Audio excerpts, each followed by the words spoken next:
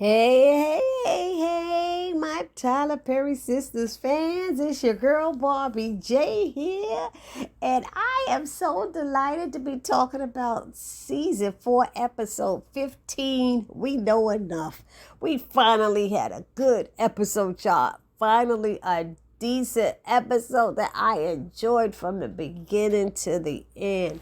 It wasn't as slow as, they have scenes in there that we really didn't need, like the Q and Maurice stuff and, whatever. But you know what? I enjoyed it. I think we didn't even need Karen and Aaron today. But whatever. It was there. It went by quick.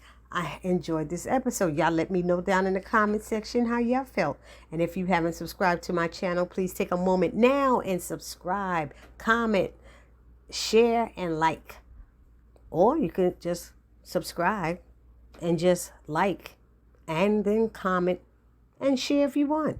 Anyhow, let's get on with this recap. Oh my. How it started off with the ass whooping of the season. Yes, this was the bestest sisters fight scene ever. Zach was whooping Hayden's behind as he yelled, "Security! Someone call security, little wussy." That's what I want to call him. That's what he was. Oh my God. So after the ass whooping, they break it up. Security come break it up, and Hayden tells them to hold Zach and to call the police. And Andy's still yelling, "Zach, stop it, y'all, stop it! No, please!" It's like, why you gotta sound like they do that? That I don't want to say it, but black women usually like, "Yo, y'all better break this up." Blah, blah, blah. And they go, "Oh, please, stop!" All of that. But Anyway, Hayden tells him to hold Zach and to call the police, and Zach notices that Hayden is scared, and he calls him on it. You little scaredy, you little wussy. He called him a little biatch and all that stuff, and he kept saying, "Where is Fatima? What'd you do with Fatima? Where's Fatima?" He said, she's in jail, which is where you're going to be. And Zach said, "I ain't scared of jail. I've been there before." And Andy is like, to me, she's so annoying with the, "Hayden, you don't have to do this. You don't have to do this." And then it's like, I'm not on anyone's side, because he's like, "You taking his side? I'm not on anyone's side. And Zach, you make this much worse, for what you did." And she said, "I was handling it." Zach is like, "This is what you call handling it?" I said, "Zach, I was saying the same damn thing, really?" So he promised Hayden that if they, let him go, he was going to beat that ass a little bit more, He promised him. "You threatening me?" He said, "No, I ain't threatening you. I promise you, homie." So Hayden was calling him ghetto and that he's an animal and all this stuff. And Zach said he will always rock for Fatima because she always rocks for him. He was letting Andy know, because Andy kept saying stuff. And then Zach said he don't mind doing a couple of days in jail for Fatima. And Andy's like, "What sense does that make, Zach?" Then all of a sudden, here come Karen around the corner. So then you come around the corner, just because you see people don't mean you get to open your mouth, especially when it ain't your job. It's one thing, we walking in the salon, you at a law office. Who the hell are you to ask what's going on here? And Zach says, "Oh, Lord, nothing." And I'm like, she needs to shut up and mind her business right now, because now Hayden is watching them communicate back and forth, and he's looking at Karen, and he's looking at Zach. And I said, see, she's already given him a reason to start some mess now. He'll probably go find out who she is and visit her at her salon. I wouldn't put it past him. So anyway, what else was I saying? So Karen says, it don't look like nothing. And I'm like, why is she even talking when she's not involved? So as Hayden is talking to the police, Karen's standing there yelling, going yell over to Zach, "What did you do?" I'm like, shut the hell up, Karen. Shut up. So Hayden's telling them that he's an attorney there, and that Zach came at him very aggressive and assaulted him. And I want him arrested, and I want every charge I can bring against him. And they asked Andy, "Miss, is that what happened?" And she's like, "They assaulted each other." And Andy tells, "Hey," so the police asked who hit first, because first security was holding them, then the police came. So he said, that Zach hit first, which was true. So Andy tells Hayden that he's an asshole and to get out of her face because he's like, I told you. She says, just get out of my face. So Karen wants to know what happened. Andy just looks at her, but then she says, come into my office, and they talk. But when Karen goes, look, I came here to talk to you, but I didn't need this drama. You didn't get any drama, honey. You didn't. And you, if anything, was trying to create some drama. I was like, girl, please sit down. So I'm like, why does Andy feel like she has the right to tell Karen the details of what's going on with Zach and Fatima, knowing that Karen doesn't like Fatima? She shouldn't open her mouth to say a damn thing. She don't owe that to Karen. I don't care if Karen's carrying 3 of his babies in there.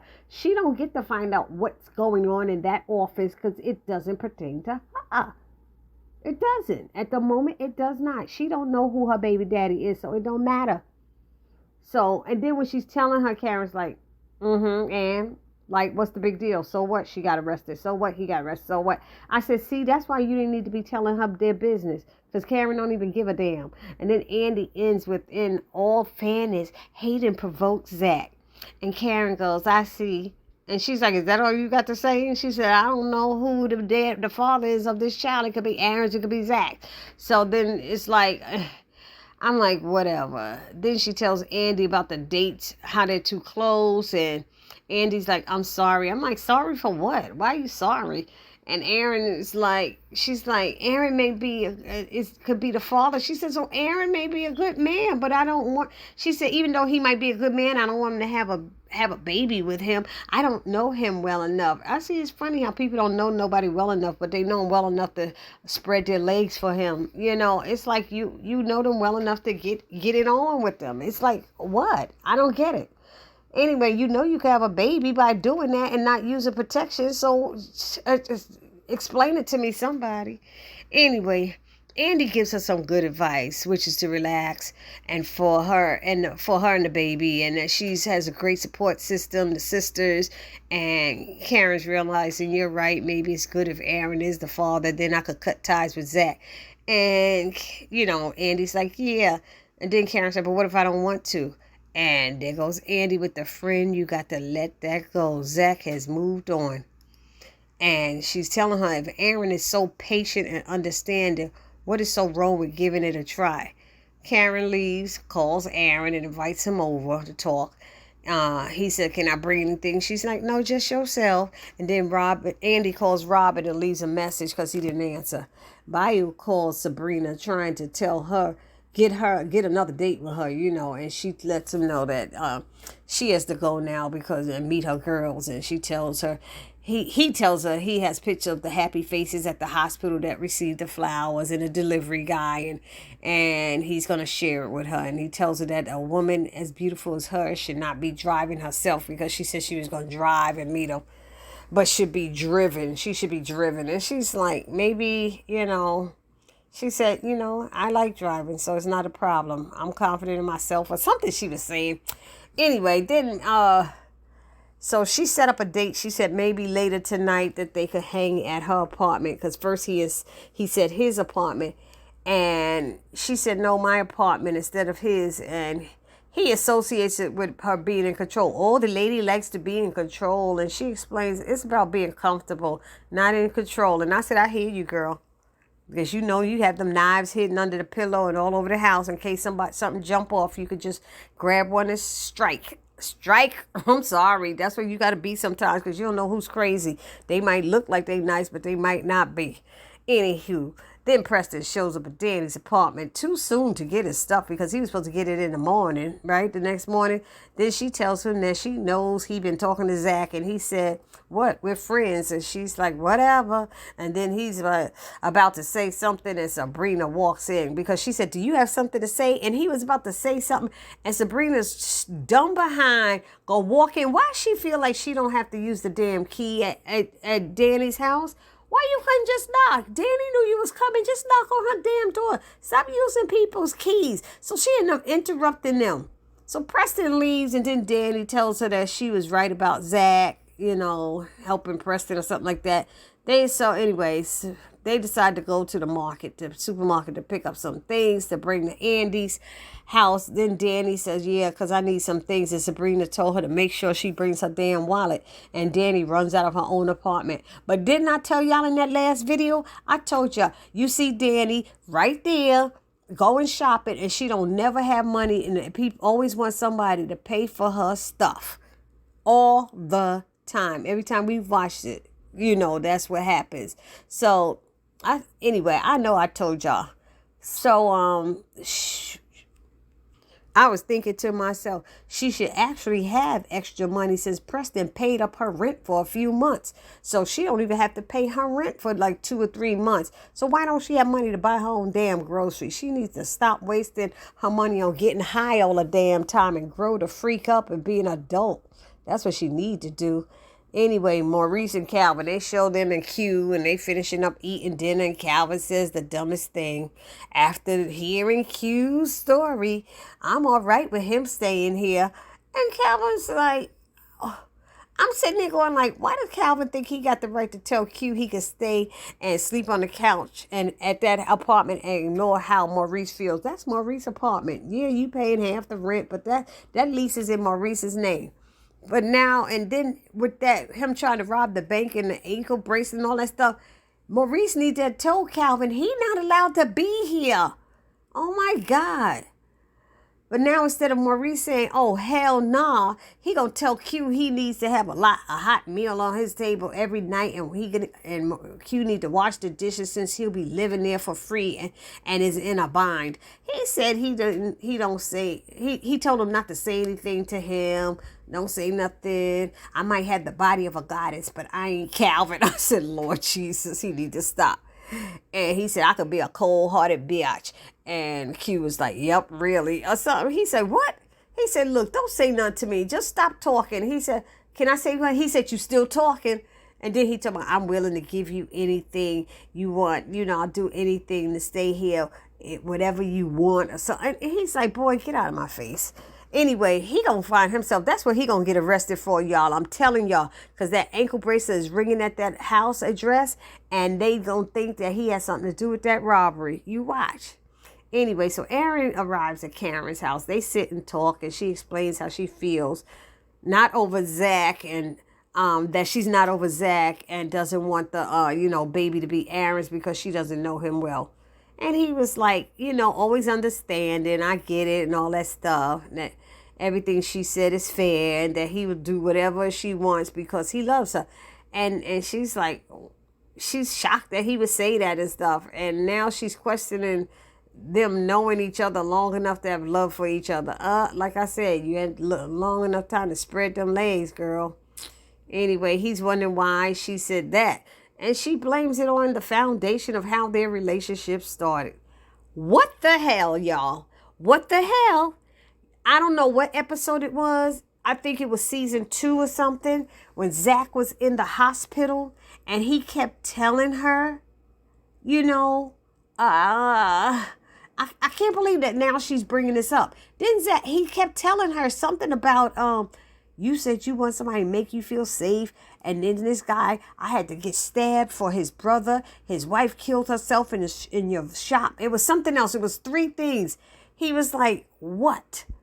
What? And she always chose Aaron over Zach, no matter what. She didn't give a damn about all those things that started at the foundation of their relationship. She didn't question it at all. Now she questioned because she could be pregnant by him. Hello, y'all. Anyway, y'all let me know down in the comment section how you feel about that, because that just irked me right there. So, anyway, that what was I saying? Well, Aaron is being very understanding once again, and he says this is all new for him too. He's never been someone's second choice because he's a catch. She's like, really? She said, don't start. But she said she needed to get that stuff off her chest. And he asked if she wants him to leave now. And she said what she really wanted is to try to eat some of that ice cream he brought over to the house. She said some pickles. And she said, what? Wait a minute. Did I say pickles? Oh, the cliche of pregnant people wanting ice cream and pickles. I used to love pickles, but when I got pregnant, I wouldn't even eat pickles. I didn't even want them damn things. Anyway, so this seems to be one of her new cravings now. She wants ice cream and she sends him out and he said he'll go get the pickles for her. I said, oh, that's nice. Anyway, and y'all seen the scenes from next week. Look like she and him gonna try to get it on and get something going. I don't know. But she did realize in Andy's office how she had treated Aaron so poorly and badly, and that wasn't cool. And so, she right about that. She messed up with that. So now Robin stops by Andy's office and she speaks to him about being discreet due to Hayden's comment earlier. He says he is discreet and asks her what's going on. She explains about Fatima in jail and asks, who did she assault? And he says Hayden, and the biggest beautiful smiles just stretched across Robin's face, and I was dying laughing. And he said, you know what, he's a little prick. He said, I would have paid to see that. And I fell out. I was like, oh, no, he didn't. So she tells him the judge is a friend of Hayden's and she won't give Fatima bail. Robin said, I got you covered. Andy is like, really? He said, yep.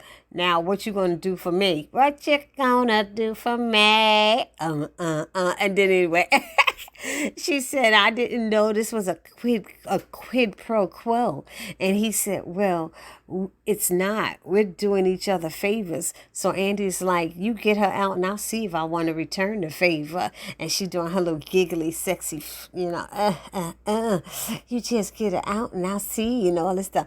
So he's like, you don't know what you're missing. And she said, how's it? Au contraire. I know exactly what I'm missing. Giggle, giggle, giggle, So Robin is about to leave her office and Andy asks if he heard what happened earlier. He's like, oh shit, what happened? She tells him about the fight in the lobby between Hayden and Zach. Oh, so you want me to get him out too? She say, yeah. He's like, what's it, a 2-for-1? And she's laughing. And he asks, either has a record. And she says, Zach does. He said, for what? Robbery and assault. So he said he'll be much harder to spring. Andy says, well, if you can do it,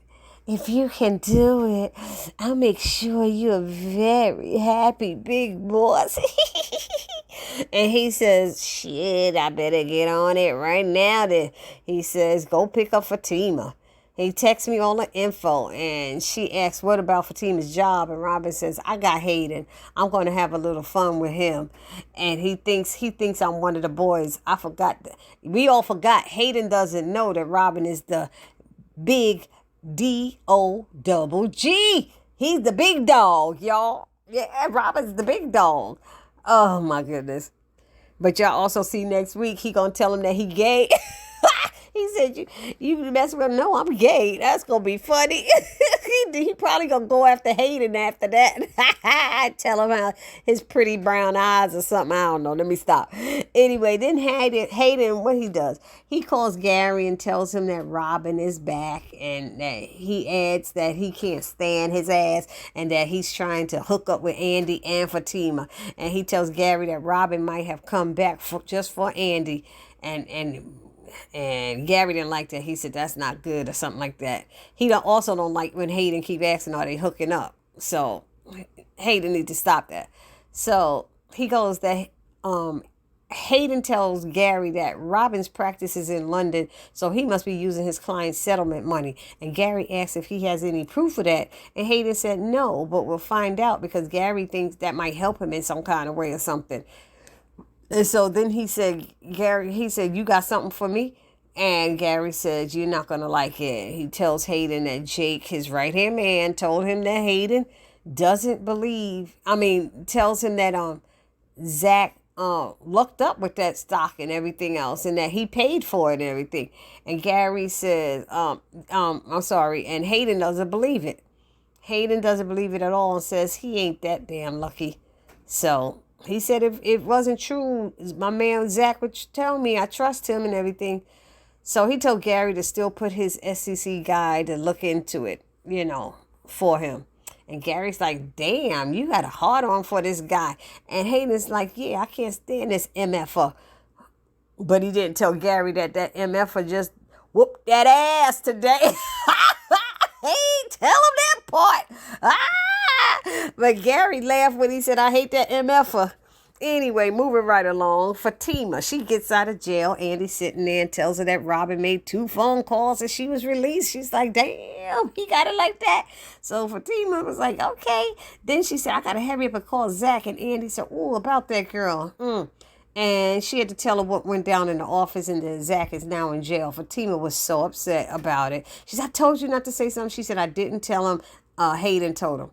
Because he came to the office looking for you. So she wants to go to the office and get her work phone because it got all her contacts in it and stuff.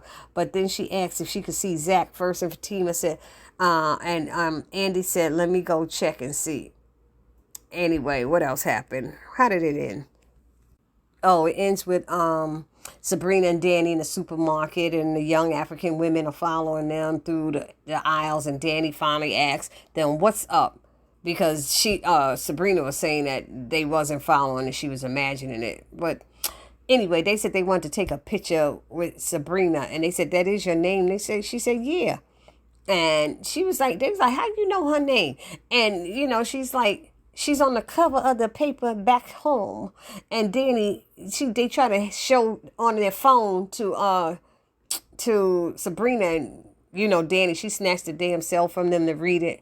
And it says, has the Prince of Impictum or something found his future wife? Sabrina's like, what? She snatches it from Danny and she reads it. It's like, what? He really is a prince. Oh my God.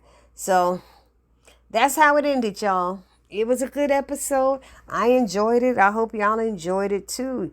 Y'all let me know down in the comment section what y'all think. And like again, let me add, if you haven't subscribed to my channel, please take a moment and subscribe now. Then hit the notification bell and it'll let you know every time I upload a new video. Then I ask that you smash that like button, write a comment, and share my video. This is your girl, Barbie J, saying peace.